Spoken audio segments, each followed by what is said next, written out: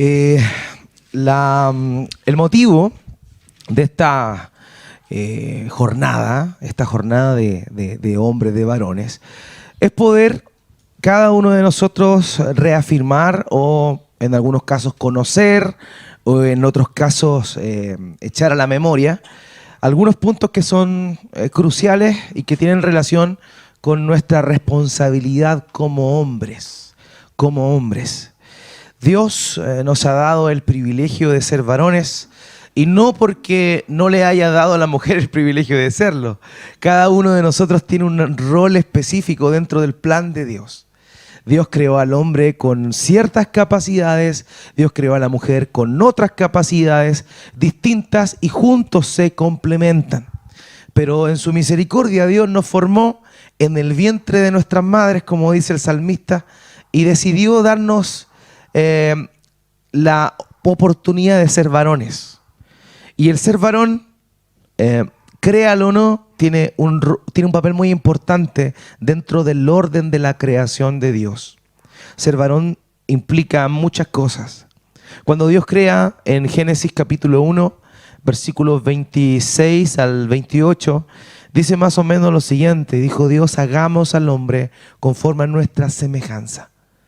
Y precisamente el varón, el hombre, el ser humano, pero particularmente el hombre, fue creado a imagen de Dios. Nosotros fuimos creados a imagen de Dios. A diferencia de todo lo demás, la demás creación no está creada a imagen de Dios. Fue creada bajo el diseño de Dios, pero no a imagen de Dios. Y uno de los grandes problemas que existen hoy en nuestra época es la humanización de algunas cosas. ¿Qué quiere decir esto? El considerar como humano cosas que no son. Les cuento una anécdota. El otro día estaba en una clase con alumnos de quinto básico. Estábamos hablando de historia y de pronto estábamos hablando de la esclavitud en la época de la colonia y de pronto una alumna me pregunta: Mister, una consulta. ¿Los perros son seres humanos? Así. Yo quedé plop, quedé súper sorprendido, porque me parecía irrisorio, de hecho me reí, me parecía irrisorio que una niña de 10 años me preguntara si un perro era humano, ser humano. Y yo le expliqué, le dije, mira, existe una diferencia entre lo que es un ser humano y lo que es un ser vivo. Un ser vivo es todo aquello que Dios creó y le dio vida. Una planta es un ser vivo, una bacteria es un ser vivo. Pero existe una diferencia entre ser humano y un ser vivo. La diferencia del ser humano, le decía yo, es que nosotros fuimos creados a imagen de Dios, mientras que los animales, insectos, aves, peces no. Ellos fueron creados por Dios, pero no a imagen de Dios. Y la característica especial que tenemos nosotros es que Dios nos hizo a su imagen. Y eso nos hace completamente diferentes al resto de la creación. Y no por nuestra inteligencia, porque se ha descubierto que algunos mamíferos acuáticos tienen una inteligencia muy desarrollada. Tal es el caso del delfín, por ejemplo, que es un animal sumamente desarrollado en cuanto a su inteligencia, a su capacidad de raciocinio, a cómo evade a los depredadores, por ejemplo, todos los sistemas que tiene. Entonces, la verdad es que no tiene que ver una cosa con la otra. La inteligencia no es lo que nos hace especiales o diferentes. Ciertamente tenemos la capacidad de decidir, ciertamente tenemos inteligencia, pero el hecho de haber sido creados a imagen de Dios es lo que nos diferencia de lo demás. Y el ser creados a imagen de Dios nos da unas características bien especiales. Dios nos hace a nosotros un reflejo suyo pequeño. O sea, Dios nos hizo a su imagen en cuanto a ¿qué? Eso se llama en teología la imago Dei, la imagen de Dios en el ser humano. ¿Y qué implica eso? Implica, en primer lugar, autoridad para gobernar. Dios creó al ser humano con autoridad para gobernar. Lo encontramos ahí en los primeros capítulos de Génesis. Cuando creó al ser humano, ¿para qué? Para que señorease y sojuzgase sobre la tierra. Y esa capacidad de ser un corregente de Dios en la tierra es algo que los seres vivos, animales, aves y peces no tienen. No tienen. El ser humano sí. Y uno de las cosas que Dios compartió con nosotros por medio de su imagen es la capacidad de gobernar y tener autoridad sobre lo creado. Adán fue creado con esa autoridad. Los animales se sujetaban a esa autoridad. Tengamos en cuenta lo siguiente. En el libro de Génesis se dice en el capítulo 2 que Dios mandó a todos los animales delante de Adán para que les pusiese nombre. Entonces imagínese usted a una pantera frente a Adán. Hoy una pantera, un tigre, un puma, animales salvajes silvestres, nosotros sabemos que cuando se enfrentan a los seres humanos la tendencia es a esconderse, a tener miedo, pero también si se ven amenazados atacan. Imagínense ustedes cómo Adán lidió con el rinoceronte, con el animal más violento de África. ¿Sabe usted cuál es el animal más violento de África? El hipopótamo. El hipopótamo es el animal más violento. Entonces, imagínese usted cómo un hipopótamo delante de Adán. Porque Dios lo creó con autoridad y todos los animales se sujetaban a esa autoridad. Pero a raíz y consecuencia del pecado, el orden cambia en ese sentido. ¿Cómo está? Buenos días. El orden cambia. ¿Y qué es lo que sucede? Pasa que de pronto el ser humano pierde ese dominio que Dios le había dado. Y no es que haya perdido la imagen de Dios. No la perdió. La imagen de Dios quedó distorsionada en el ser humano. Se desvirtuó la imagen de Dios. Y eso produjo que ahora el ser humano no tuviese la autoridad, sino que ahora el mundo tiene una autoridad usurpada. ¿Y cuál es la autoridad usurpada que gobierna el mundo? ¿Alguno de ustedes tiene idea? ¿Cuál es la autoridad que gobierna este mundo? El príncipe de este mundo. ¿Y quién es el príncipe de este mundo?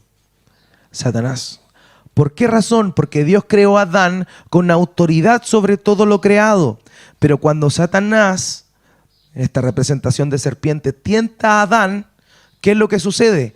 Y obedece a la serpiente, Adán obedece a la serpiente, en ese momento, como Adán se sujetó bajo la orden de la serpiente queda en autoridad.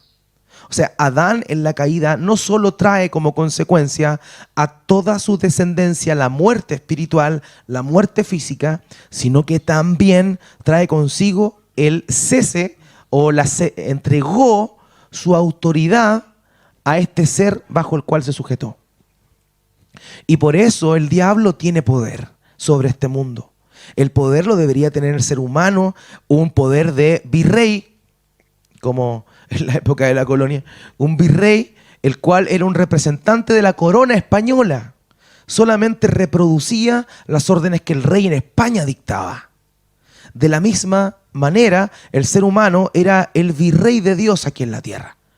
Dios ordenaba y el ser humano tenía que ejecutar su voluntad. Pero cuando el ser humano peca, cuando el hombre peca, pierde la vida espiritual, la salud física y evidentemente, producto de eso, la muerte física, la separación con Dios, pero también pierde su autoridad.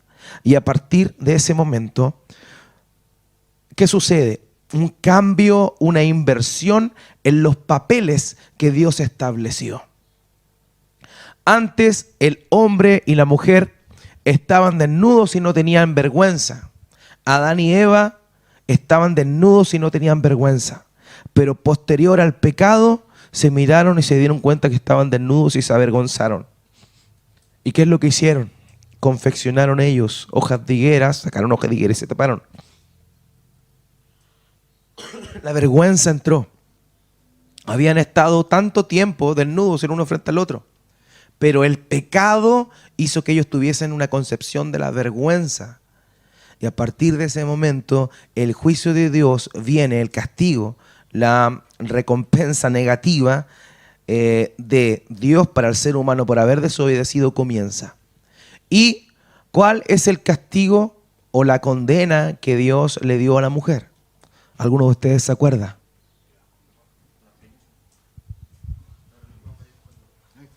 Parirás con dolor. Parirás con dolor. Todos los seres vivos que son mamíferos paren, pero tienen dolor. Pero aumentaré el dolor en tus preñeces. Eso es lo que sucede. Usted no sé si ha visto parir un perrito, un conejito, un caballo. Como que no, paren, se cae y sigue como si nada la hembra. Como si nada. Pero la mujer, no. ¿Por qué razón? Por la consecuencia del pecado. Y otra consecuencia que Dios le dio a la mujer fue la siguiente. Tu deseo será sobre tu marido, pero él se enseñará de ti. ¿Y qué nos muestra esto? Hermanos, el origen de los problemas matrimoniales no somos nosotros, aunque nosotros lo ocasionamos. El origen de los problemas matrimoniales vienen a causa del pecado. O sea, una de las condenas era esta. La mujer iba a intentar sobreponer su imagen o su valor por sobre el del hombre, pero él se enseñoreará de ti. O sea, aquí tenemos los elementos claves y primigenios para entender lo que es esta pugna que hoy día vemos tanto entre el feminismo que intenta recobrar, o más que recobrar, usurpar el rol que la mujer tiene y que el hombre tiene dentro del orden creado. Entonces esa fue la condena y ahí comienza el conflicto, ahí comienza el machismo. Las sociedades en el antiguo y cercano oriente eran sumamente machistas, las mujeres no tenían derecho a nada. En el mundo antiguo en el que se desarrolla el judaísmo y el cristianismo, era un mundo donde la mujer era considerada como un esclavo, o sea, una posesión de un ser humano, de un esposo, perdón. Era una posesión, era como es del así, toma, ahí está tu esposa. Ponla donde queráis, haz lo que quieras con ella. Eso era y eso es producto del pecado. Tu deseo será por sobre tu marido, pero él se va a enseñorear de ti, o sea, te va a aplastar. Y ahí vemos cómo a lo largo de la historia la figura del varón se impuso sobre la de la mujer. Se impuso sobre la de la mujer. Ahora bien, como consecuencia del pecado, Dios le dio ciertos castigos al ser humano, al varón. ¿Y cuál fue ese castigo? ¿Se acuerdan? Sin leer la Biblia.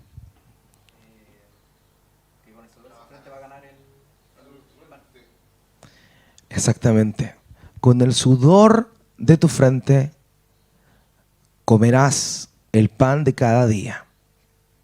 Con el sudor de tu frente. Espinas y cardos te producirán. Fíjense que así como la mujer tenía por naturaleza que dar a luz, y el castigo por el pecado fue el aumento de el dolor en la preñez y en el parto, para el hombre, una de las cosas que se desvirtuó era el costo que le iba a dar el trabajar. Y aquí tenemos que entender esto. Hoy trabajamos como varones con el sudor de nuestra frente todos los días de la vida, porque por más jubilados que estamos no dejamos de trabajar, siempre estamos haciendo algo. Entonces, todos los días de nuestra vida con sudor se nos hizo hostil el trabajo. Y es aquí donde comienza este primer tema que vamos a tocar esta mañana, que tiene que ver con el hombre bíblico y su trabajo. El hombre bíblico y su trabajo. ¿Cuál es la postura que nosotros como creyentes, nosotros como varones, que nos sujetamos a la palabra, que reconocemos la palabra de Dios como nuestra única norma de fe y conducta, vamos a asumir nuestra vida laboral? Algunos ya terminaron esa etapa hostil, otros están en el limbo, otros están recién comenzando y otros llevamos algunos añitos en esta misión. Pero, qué es el trabajo para nosotros, cómo la Biblia lo describe y cómo deberíamos afrontarlo desde una perspectiva bíblica. Porque si una característica debemos tener nosotros como hijos de Dios, como varones hijos de Dios, es entender que necesitamos ver las cosas como Dios ve las cosas. Y eso es lo que se llama cosmovisión. Tenemos que ver el mundo con los ojos o los lentes de Dios. Y para eso la palabra, la Biblia es fundamental. ¿Cómo ve Dios las cosas? Vea su Biblia y vea cómo Dios ve las cosas. A veces podemos tener apreciaciones que pueden estar correctas o no. Pero la que no se equivoca, la que es infalible, es la palabra de Dios. Por tanto, como varones cristianos, debemos esforzarnos por conocer la palabra de Dios y ponernos los lentes de la palabra de Dios y ver el mundo en función a eso. Y esto es lo primero que vamos a estar viendo. El hombre bíblico. ¿Me puedo apretar el botoncito? Sí, no me funciona esta cuestión. Puede ser la pila, ¿eh? Ahí está. Ok. Entonces, lo primero que vamos a hacer es esto. Entender que el trabajo, hermanos, no es un castigo. El trabajo para el ser humano, para el varón, no es un castigo. El trabajo no es un castigo. El trabajo es una bendición. El trabajo es algo que debemos hacer. Es una orden divina. ¿Ya? Y lo primero que vamos a preguntarnos es ¿por qué deberíamos o por qué razón trabajamos? ¿Qué creen ustedes? ¿Por qué razón trabajamos?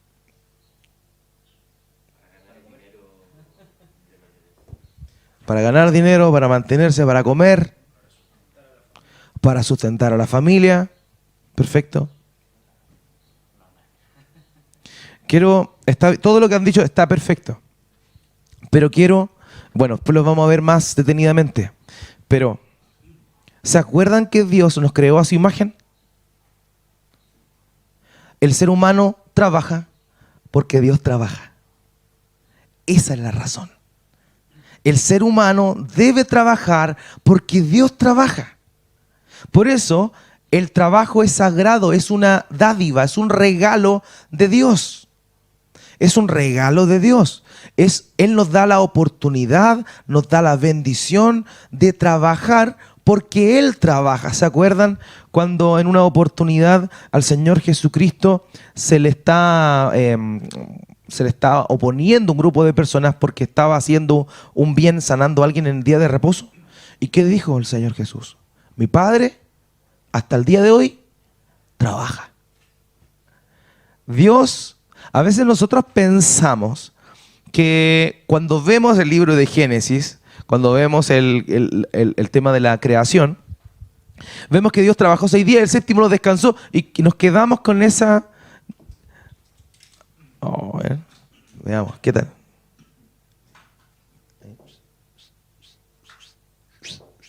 No. Nos quedamos con esa visión de Dios descansando. Pero Dios, hasta el día de hoy, trabaja. Dios trabaja. Dios sigue trabajando. Y la razón principal, ¿no? ¿No hay caso?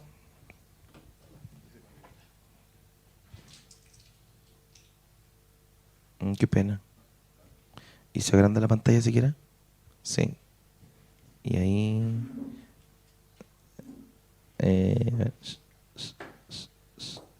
no hay que apretarme el botoncito nomás.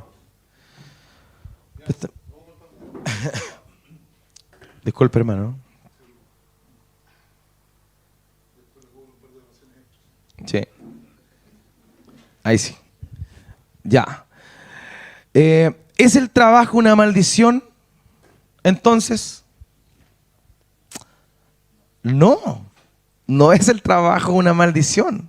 El trabajo es sagrado. El trabajo es una bendición. Pero a causa del pecado se puede llegar a convertir en nuestras vidas en una maldición. Y ahí está el punto, ahí está el tema. Y aquí está lo que nosotros de pronto no entendemos. ¿Qué tiene que ver el domingo con el lunes?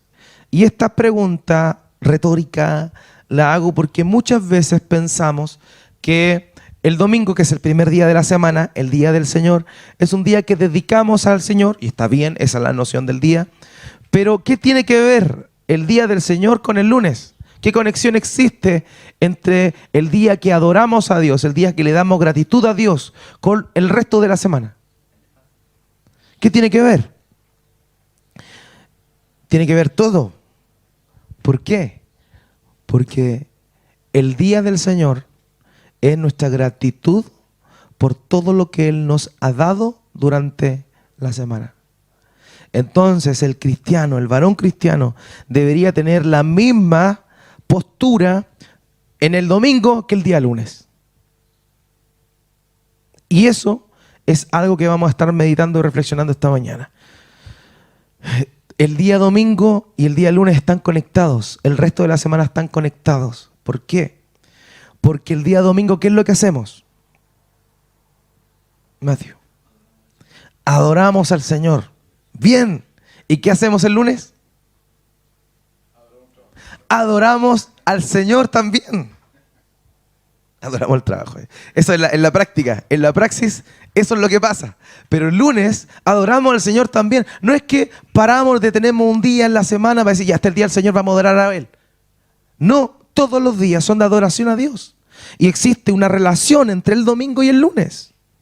Hay una relación ahí. El domingo, congregacionalmente adoramos a Dios. Dedicamos ese día a Él, pero el resto de la semana también. La diferencia es que adoramos a Dios de otras formas. Y una de ellas tiene que ver particularmente como varones con el trabajo. Adoramos a Dios con nuestro trabajo. Porque el trabajar no es un castigo, el trabajar no es una maldición, el costo que nos cueste trabajar, eso es maldición. Pero el trabajar es una bendición. Es una bendición que Dios nos da. Por favor, hermano.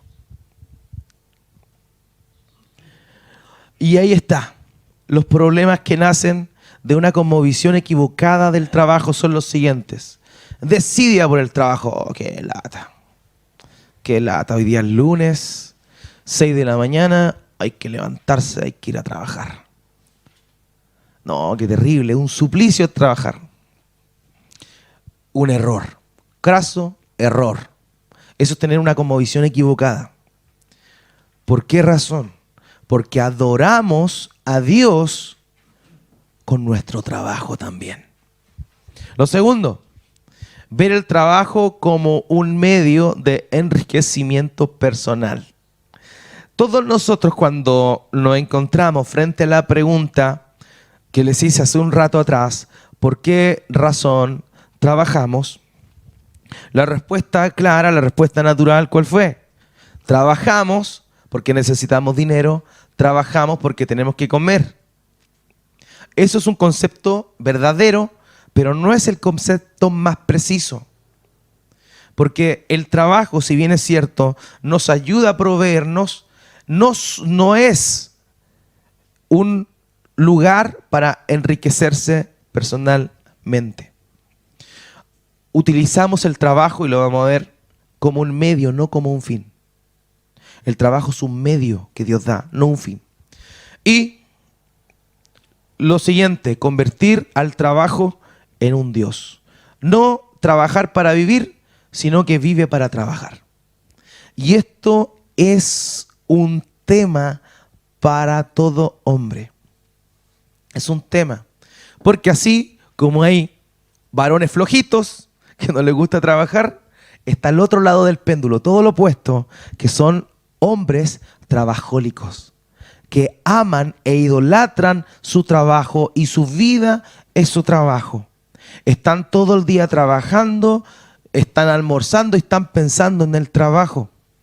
Están en el baño y están mandando WhatsApp de trabajo. Están en la noche, llegan a su casa y comienzan a hablarle a su esposa de cómo le fue en el día en su trabajo. Cuando habla con sus hijos, los hijos están hablando de un tema y él llega y de pronto cambia el tema así como de forma forzada y empieza a hablar y desahogarse ¿de qué? De su trabajo. Su vida es su trabajo. Y está bien, como varones debemos trabajar, debemos ser responsables, debemos cumplir, pero el trabajo no es Dios. Pero nuestra tendencia natural es a volver nuestro trabajo en Dios. Nuestro trabajo lo convertimos en Dios. Nos sacrificamos, nos esforzamos por nuestro trabajo. Pero el día que mueras, al otro día, tu jefe va a tener otro en tu lugar. Y en la realidad, ¿a quién no le ha pasado que cuando uno tiene tiempo en una compañía, en una empresa, en un trabajo, se empieza a sentir como indispensable? Como que no, yo con todo el tiempo y la experiencia que tengo acá, y uno empieza con ese, yo creo que me valoran poco aquí en el trabajo. Creo que de pronto deberían pagarme más por lo que hago. Creo que tal vez merezco otra cosa. Y empezamos con eso. ¿Por qué? Porque empezamos a ver el trabajo no como un medio, sino como un fin. Y empezamos a enfocarnos tanto ahí, y es un mal negocio, hermanos. Es un mal negocio. Porque el jefe, la jefa, el dueño de la empresa, apenas tú no seas útil, siguiente, next. Busquemos a otro. Pero para la labor que Dios te dio, tú eres irreemplazable. Para el llamado que Dios te hizo, a ti, como hijo de Dios, eres irreemplazable. De manera que no debemos trabajar para vivir, para subsistir. Tenemos que trabajar con excelencia para la gloria de Dios. Tenemos que ser los mejores en nuestro trabajo, diligentes. Eso está claro, no está en duda. Nadie, y lo vamos a ver también, que se llame a sí mismo como cristiano, va a ser un mal trabajador. No debería. No debería serlo. Pero mucho cuidado con cruzar la línea, amados, y convertir a nuestro trabajo en Dios como que nos da todo. Como que en mi trabajo tengo estos beneficios, en mi trabajo hago esto, en mi trabajo me desarrollo. Si tú te sientes pleno en tu trabajo, es porque tú pusiste tu trabajo antes que Dios. Porque el único lugar donde un cristiano debería sentirse pleno es en Dios. Es en Dios, por favor, hermano. Oscar, por favor.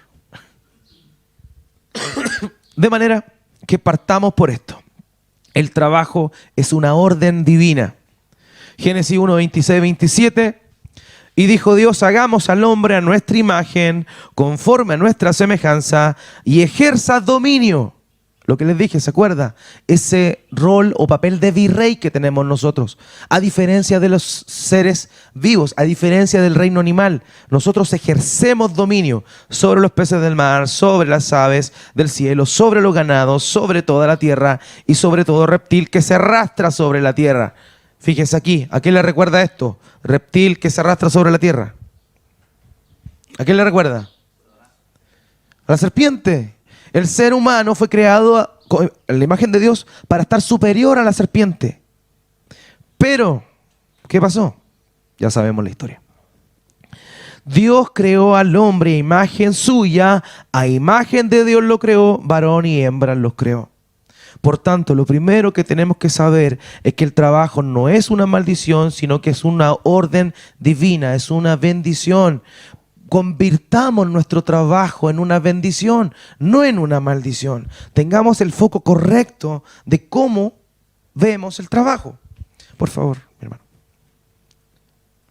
Génesis 2:15. El Señor Dios tomó al hombre y lo puso en el huerto de Edén para que descansara bajo la palmera todo el día en una hamaca y tomara el sol. Eso dice.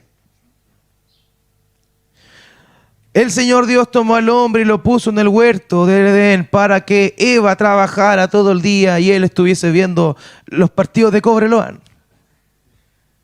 No. El CDF, ¿no? ¿Cómo se llama? Ya no se llama así. TNT Sport. TNT Sport. No, dice, el Señor Dios tomó al hombre y lo puso en el huerto del Edén para que lo cultivara y lo cuidara.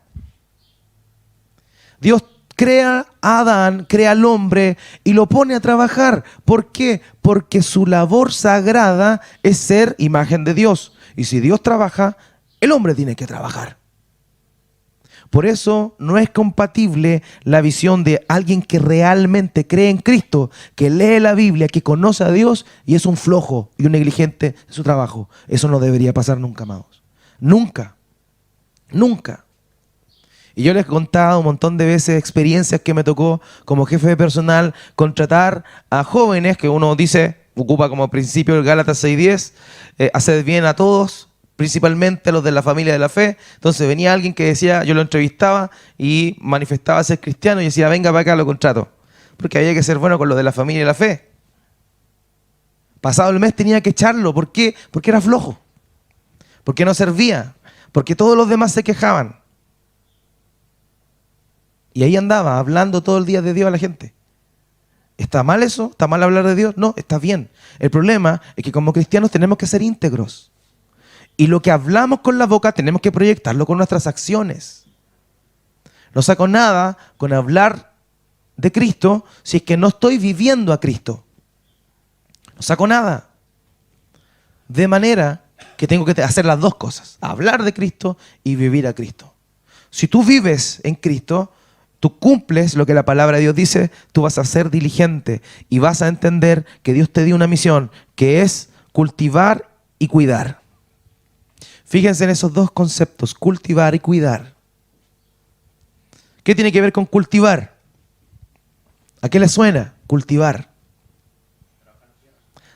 Trabajar la tierra, preparar la tierra, sembrar, ¿qué más? Recoger, porque tenemos que, ahí viene el otro, cuidarla. Pero cultivar, ¿qué implica? Trabajo. Cultivar tiene que ver con todo lo que acompaña el proceso de crecimiento que lo da Dios. Y en segundo lugar, cuidar. O sea, no solo cultivar, sino también cuidar. Y esa es nuestra responsabilidad como varones. Dios nos creó para cultivar y para cuidar. Y el trabajo cumple ese propósito. Cultivamos, y lo que se cultivaba tiene que ver con la agricultura, ¿cierto? ¿Cultivar para qué? Para comer. Y cuidar aquello que Dios nos provee. Porque el crecimiento lo da Dios. La gente, este ejemplo está enfocado en la agricultura. La gente de la agricultura sabe que puede preparar toda la tierra, puede sembrar toda la semilla adecuada, pero si no hay sol, si hay un mal año, no hay agua, no hay nada, porque el crecimiento lo da el Señor. Dependemos de Él. A veces el problema es que pensamos que nosotros no solo cultivamos y cuidamos, sino que cultivamos y hacemos crecer, y ahí está el problema. Porque cuando pensamos que nosotros podemos hacer lo que Dios hace, es cuando nos afanamos en el trabajo y perdemos el norte. El trabajo es una bendición, es una orden divina y tenemos una responsabilidad. Dios no nos llamó a ser flojos, Dios nos llamó a ser diligentes. En el libro de Proverbios usted se va a encontrar un montón de versículos, de pasajes de Proverbios que hablan en contra del perezoso, del negligente, del poco avisado, el que no está atento a los tiempos. Un varón que ama la palabra de Dios, que conoce a Dios, debe saber que el trabajo es una bendición. Debe ser responsable con él, pero debe tener mucho cuidado, porque hay un límite que no debe cruzar. Por favor, mi hermano. Entonces, Génesis 3:17. Hemos visto los 3 capítulos de Génesis, 1, 2 y 3. Fíjese, esto fue lo que pasó. Entonces el Señor dijo a Adán, Génesis 3:17 al 19, por cuanto has escuchado la voz de tu mujer y has comido el árbol del cual te ordené diciendo, no comerás de él, maldita será la tierra por tu causa, con trabajo comerás de ella todos los días de tu vida. ¿Y qué pasó con la jubilación aquí?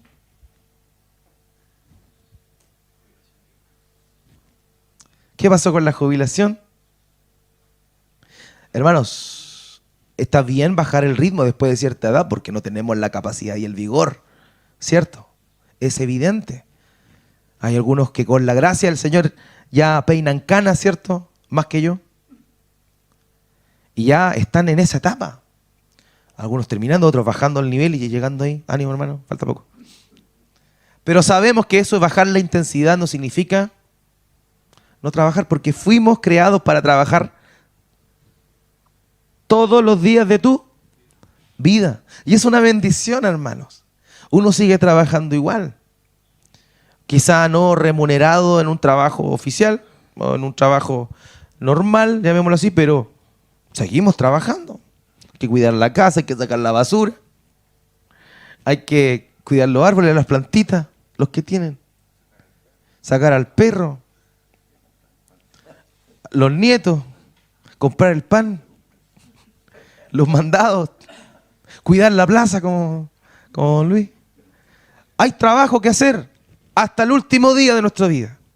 Hasta el último día de nuestra vida. Espinos y cardos te producirá, ahí se da cuenta la dificultad. Producto del pecado, espinas y cardos. Espinos, la agricultura, el mandato fue, cultiven, cuiden. Siempre enfocado en la agricultura.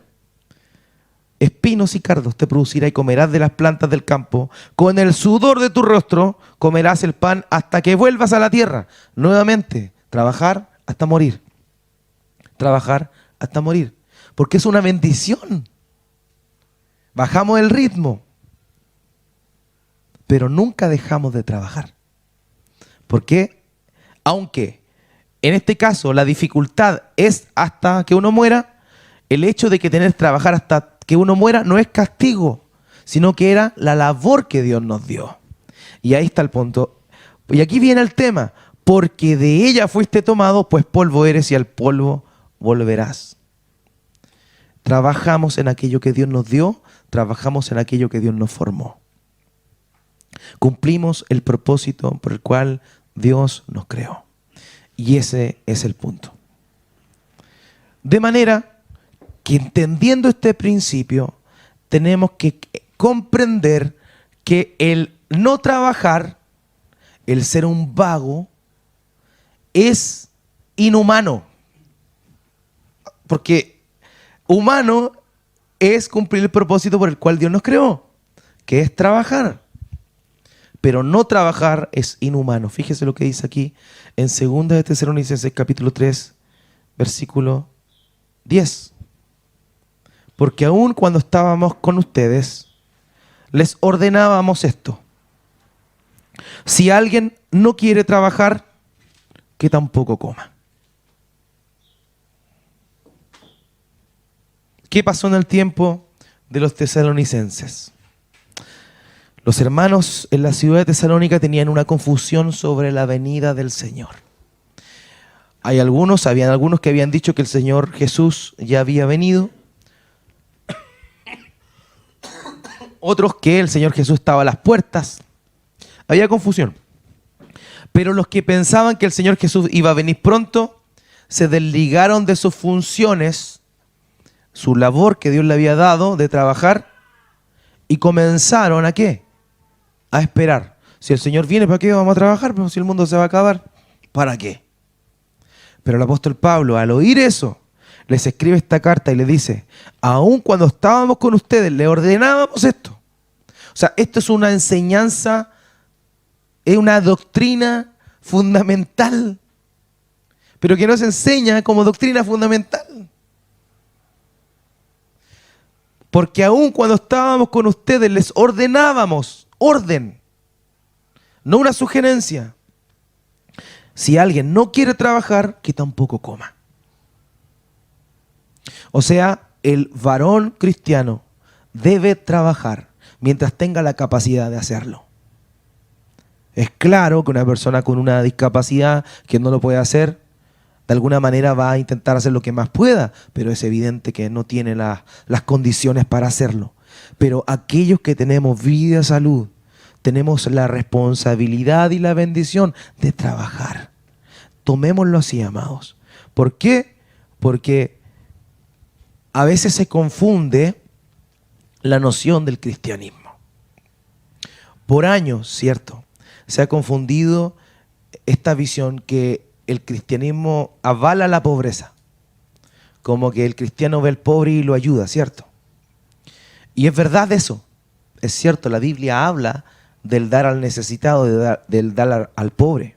Pero ¿saben una cosa? Siempre que la Biblia habla de eso, está hablando de ayudar a quienes no estaban en posibilidad de hacer algo por sus propios medios. Preocúpense de las viudas, decía el Antiguo Testamento. En el Nuevo Testamento también.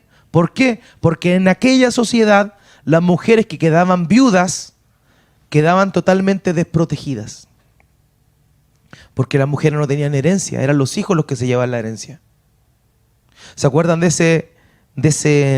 esa historia de la mujer que tenía una moneda, si la perdía, una parábola del Señor? Y que cuando la encontró se sintió tan contenta. Claro, porque esa era la dote que le daban a la mujer al momento de casarse, y si ella quedaba viuda era lo que le iba a sostener cuando nadie más estuviera para estar con ella. Entonces, en ese tiempo,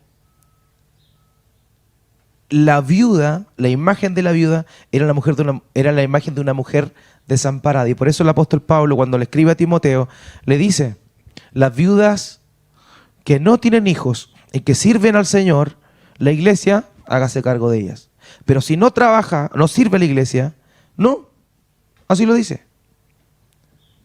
Si no ha lavado los pies de los santos, si no fue una buena madre, no. Es claro, en 1 Timoteo capítulo 5, es mostrarlo. Entonces, a veces se ha malentendido la visión de Dios en función a la pobreza. No es que estemos llamados a, de alguna manera, a hacer apología de la pobreza. Hay personas que no tienen la posibilidad de trabajar. También en el Antiguo Testamento habla mucho de los huérfanos. ¿Quién eran los huérfanos? Niños que quedaban solos. No tenían padre, no tenían madre. ¿Quién los iba a cuidar?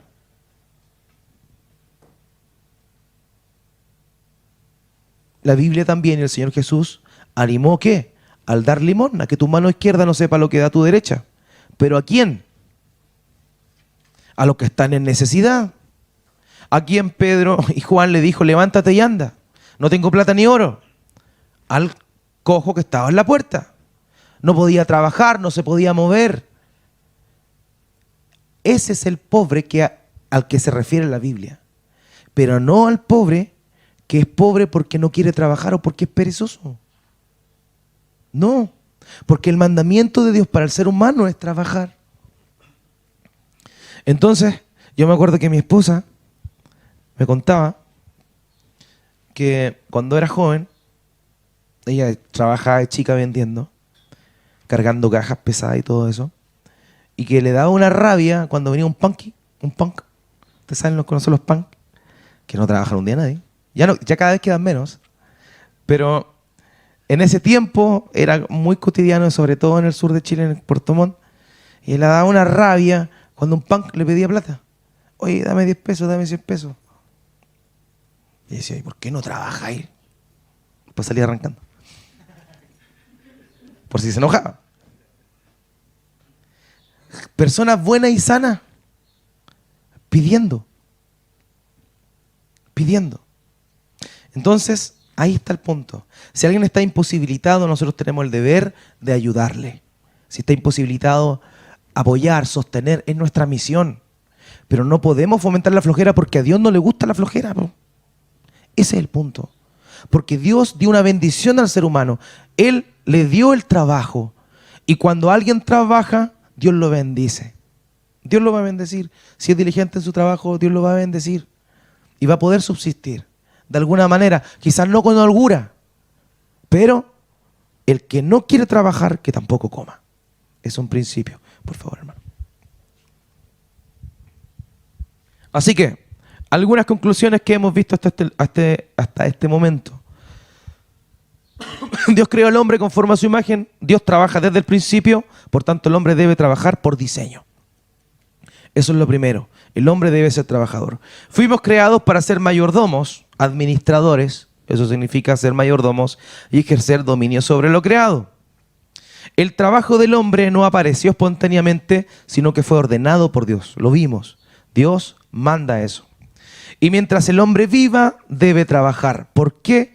Porque trabajar es adorar.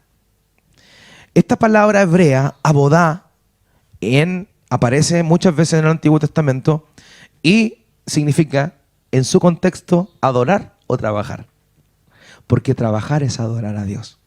Es honrar a Dios, es bendecir a Dios, porque es hacer lo que Él quiso que nosotros hiciéramos. Entonces, cuando alguien les pregunta, ¿cuál es la motivación de tu trabajo? ¿Por qué trabajas? Piénselo, échele una vuelta y antes de decir para sostenerme, digamos para adorar a Dios, para glorificar a Dios. Trabajamos porque Dios trabaja. A mí me pasó antes de ayer,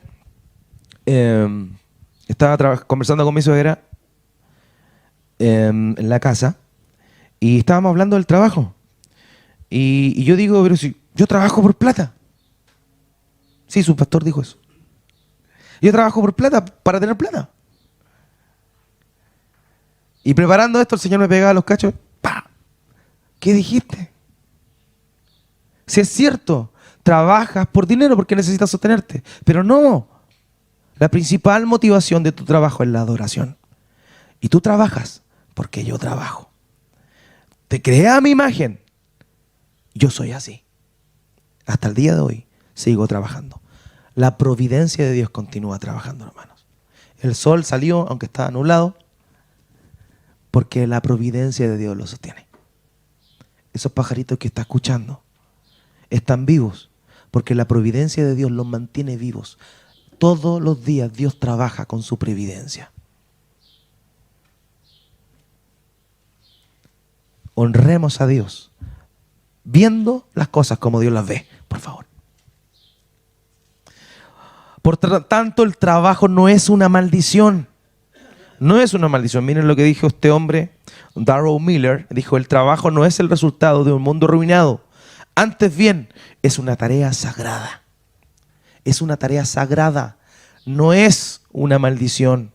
Es una labor que Dios nos dio para bendecirnos. Todo lo contrario a una maldición. Todo lo contrario a una maldición. Cuando pueda, mi hermano. Y aquí está lo que les decía. El hombre trabaja porque Dios trabaja. Nuevamente, este autor llamado Darrell Miller señala lo siguiente. Nuestro Dios es creativo y trabaja. Su obra, Él marcó la creación del universo y prosigue hoy, ya que lo sustenta diariamente, lo que les decía recién. Dado que portamos la imagen de Dios, hemos sido creados para trabajar. Tenemos la imagen de Dios, Dios trabaja, tenemos que trabajar. Por favor. Por tanto, trabajar muestra la gloria de Dios y la excelencia de Dios. Tom Nelson dijo lo siguiente en un libro que tiene, que se llama Trabajo y Redención. Dice, la Biblia nos dice que la razón más fundamental por la que trabajamos es porque fuimos creados para trabajar.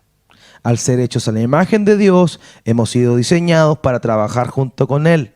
Ser portador de su imagen es ser trabajador. Cuando trabajamos, debemos mostrar al mundo la excelencia, la creatividad y la gloria de Dios. ¿Cómo deberían ser nuestras evaluaciones como trabajadores? Pregunta, ¿cómo te evalúa tu jefe? De nosotros pueden decir muchas cosas, pero nunca que somos flojos o que no somos comprometidos. Y ahí está el tema. Porque ahí donde uno cae en la tentación de decir, tengo que glorificar a Dios, entonces voy a ser el mejor en mi trabajo, y ahí cambié el foco. ¿Por qué? Porque ahora me meto tanto en eso, entre paréntesis, para glorificar a Dios, que finalmente termino glorificando mi nombre, porque yo soy el buen trabajador. Porque yo soy el que resalta sobre los demás. Y eso es el riesgo que tenemos. Hay una línea muy delgada y muy fácil traspasar en cuanto al comprender que debemos buscar la excelencia para la gloria de Dios y no para la nuestra. Porque ahí está, cuando las cosas no empiezan a salir bien, empezamos a ser diligentes con nuestras labores. ¿Qué es lo que sucede? Empezamos a... Oye, soy el mejor vendedor de la zona. Soy el mejor trabajador, soy el mejor técnico. Soy el mejor profesor. Soy el mejor nutricionista. Soy el mejor prevencionista de riesgo. Soy el mejor en mantención. Soy el mejor contador. Soy el mejor paramédico de equipo de fútbol. Soy el mejor pastor. Empezamos en esa línea. Por favor, hermano. Porque trabajar es adorar a Dios. Trabajar es adorar a Dios. Richard Phillips dice, los hombres cristianos deben usar sus habilidades dadas por Dios al máximo, buscando darle placer a Dios a través de los trabajos que le ofrecemos. Darles placer a Dios por los trabajos que ofrecemos. Adoramos a Dios con lo que hacemos. Lo que Dios te dio, la capacidad que Dios te dio, ponla al servicio de Él, para la gloria de su nombre. Porque eso es lo que seamos, lo que Dios nos haya dado. Si es con nuestra fuerza física, si es con nuestra capacidad intelectual, lo que Dios nos haya dotado mejor. Pero usémoslo para la gloria de su nombre. Así que, bueno, algunas verdades sobre el trabajo. Debemos trabajar para servir a otros. Es un llamado, el trabajar debe ser un llamado que produce deleite, cubre nuestras necesidades materiales, nos ayuda a vivir una vida piadosa y equilibrada. Y esas son formas de las cuales, o maneras en las cuales debemos ver nosotros el trabajo. ¿Ya? De esa manera, para servir a otros, trabajamos para servir a otros. Trabajamos porque debe producirnos deleite, lo que yo les decía al comienzo. Hoy es lunes de nuevo. O como están todos los profes, Brian, ahora, ¿no? Quedan 7 días de clases. Bueno, en mi caso quedan 7, no sé. ¿Cuándo salen ustedes? No, pero las clases terminan ahí. Qué terrible. Dios sea contigo, hermano. A mi clase me quedan hasta el 7 nomás. Ya. Entonces, por fin ya vienen las vacaciones, ya están todos reventados. Pero ahí está el punto. Ahí está el punto. Debe producirnos deleite el trabajar. No por el dinero que voy a ganar, ni siquiera porque ame mi trabajo. Debe producirme un deleite porque debo entender que el trabajo es un medio que Dios me dio para darle gloria. Es un medio que Dios me dio para darle adoración. Y ahí está lo que debemos nosotros analizar cada vez que vemos el trabajo. Brian, te molesto si puedes ahí para el ladito, eso. Entonces, el pecado es difícil, el trabajo es difícil a causa del pecado, Eclesiastés 2, 17 al 18. Aborrecí la vida porque era penosa, la obra que se hace bajo el sol. Eclesiastés, el predicador, Salomón, en lo último de su vida. Pues todo es vanidad y correr tras el viento. Asimismo aborrecí todo el fruto de mi trabajo, con que me había afanado bajo el sol, el cual tendré que dejar al hombre que vendrá después de mí. Aquí vemos palabras de sabiduría. ¿De qué me sirvió todo el afán bajo el sol para establecer cosas si al final ni siquiera sé si el que va a ocupar mi lugar va a ser igual de sabio que yo o va a trabajar lo mismo que yo para conservar esto? ¿Por qué me afané? Aquí no es una oda o un llamado a no dejarle a la siguiente generación. No está diciendo eso. Lo que está objetando es que vanidad y correr tras el viento, el afán de buscar acumular cosas si ni siquiera sé si las voy a poder disfrutar o si el que sigue va a ser lo suficientemente sabio como para conservar esto. ¿Saben quién escribió esto? Lo dije hace un rato. Salomón. ¿Saben qué le pasó a Roboam, el hijo de Salomón? dividió el reino y desperdició todo lo que su padre había acumulado. Todo. Se aconsejó por los más jóvenes. Los más jóvenes le dijeron, bueno, tu papá le faltó carácter, tú tenés que ser más brutal, tienes que cobrar más impuestos. Eso que produjo la queja del pueblo. Se levantó otro líder llamado Jeroboam y el reino se dividió después de Salomón. El reino de Israel, el glorioso legado de David, dividido en dos. Lo que teme el hombre se lo viene. ¿Por qué? Porque quizás, y aquí lo vamos a ver en otro tema más adelante, tanto se ocupó en su trabajo, tanto se ocupó en alcanzar, en querer la riqueza, que aunque tenía la intención de velar por su hijo y de darle lo mejor, falló. Si usted ve los primeros 7 capítulos del libro de Proverbios, se va a dar cuenta que todos ellos comienzan así: hijo mío. ¿Y quién está escribiendo ahí? Salomón. Hijo mío, haz esto otro, no hagas esto, no te juntes con esto, a la mujer extraña evítala, esto, hijo mío, hijo mío, hijo mío. Pero le faltó. Porque se dedicó y se afanó tanto en adquirir riquezas, en mostrar su sabiduría, que no hizo bien su trabajo como papá. El hombre más sabio del mundo.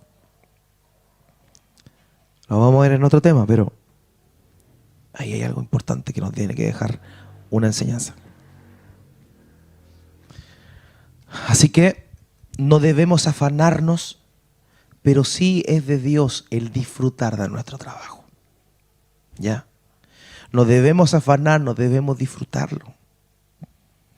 Hay gente que trabaja, junta, y es como este escarabajo que junta excrementos, no sé si los conocen, y hacen una bolita y cada vez la bola es más grande que junta todo, y una bola perfecta, redondita, perfecta.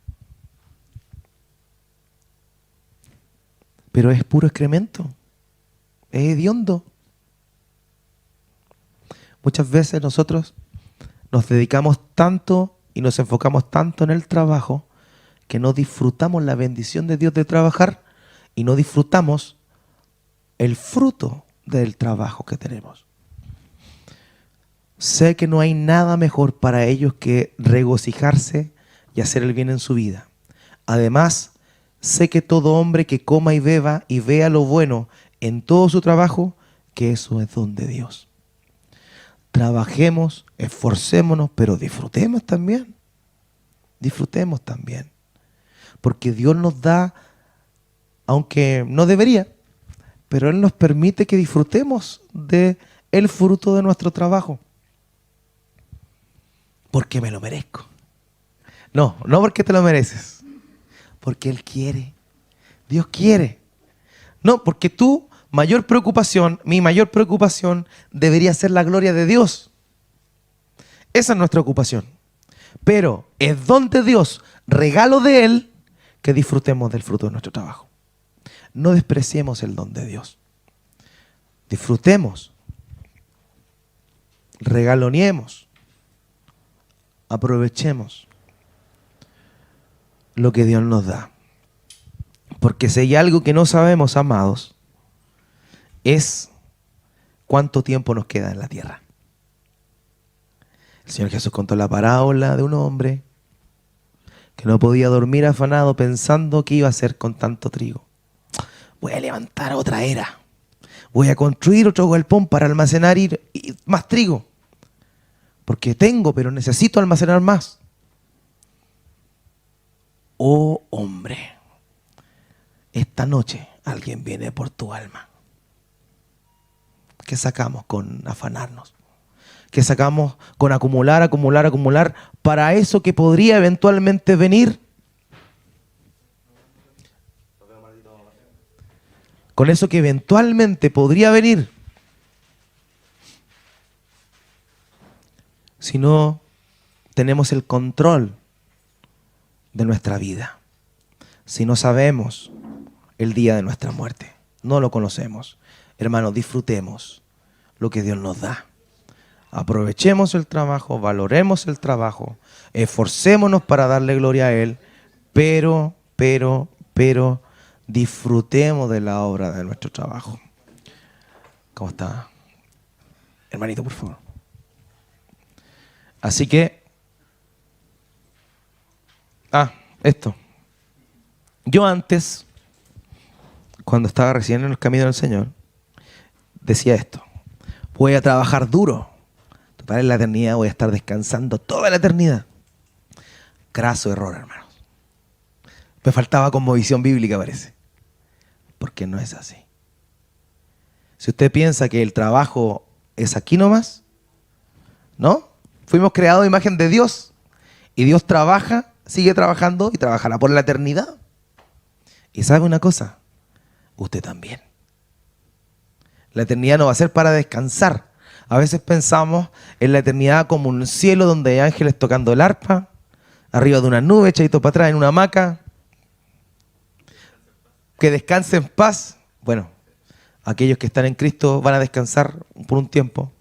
Los que no están en Cristo tristemente no descansarán nunca. Pero Dios nos creó para trabajar.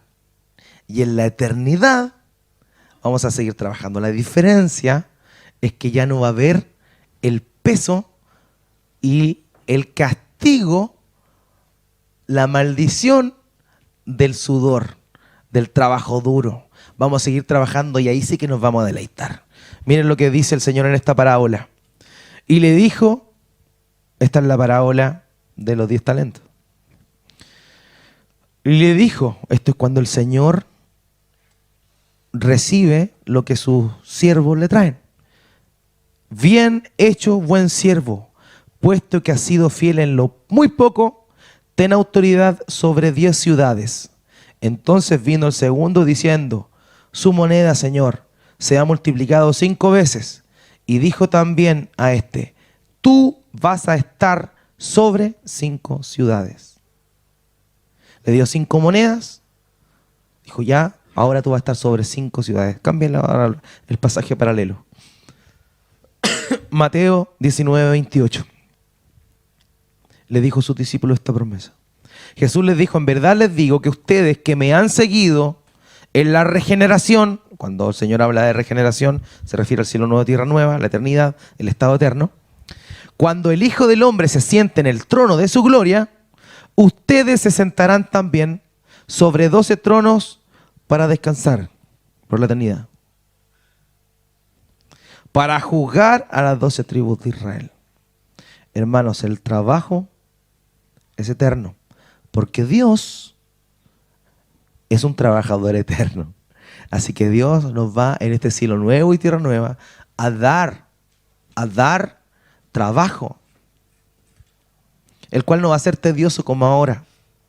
Pero a la eternidad no vamos a descansar, vamos a seguir trabajando. Ese era el último, parece.